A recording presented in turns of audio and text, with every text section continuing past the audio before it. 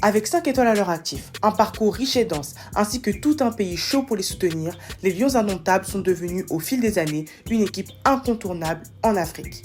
Zoom sur les Lions indomptables du Cameroun. 1959, la Fédération camerounaise de football, la fameuse FECAFOOT, est créée alors même que le pays n'a pas encore obtenu son indépendance. En 1962, la fédération est affiliée à la FIFA. 1970 est une date clé pour le football camerounais. Les Lions indomptables entrent dans la compétition de la CAN.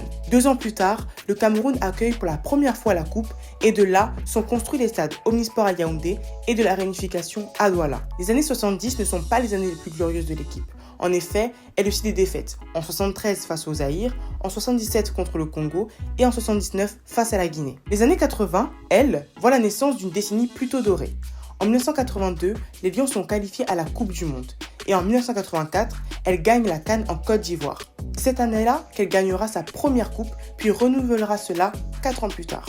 Cette période est aussi dorée au vu des joueurs qui en sortent. Roger Mila, Thomas Nkono, Jamanga Ogene et bien d'autres. Les années 90 sont plutôt mitigées, avec d'un côté les pertes au niveau continental et de l'autre la participation à la Coupe du Monde. L'un des points culminants de l'équipe est la victoire face à l'Argentine de Diego Maradona et la qualification en quart de finale à la Coupe de 90. Cette dernière fait du Cameroun le premier pays à atteindre ce niveau de la compétition. Les débuts des années 2000 sont le retour au haut niveau avec des joueurs comme Boma, Eto'o et Song. Pendant cette période, l'équipe remporte une médaille d'or au JO de Sydney, gagne la Coupe d'Afrique et se qualifie pour la Coupe du Monde de 2002. De 2004 à 2017, les statistiques de l'équipe sont plutôt instables.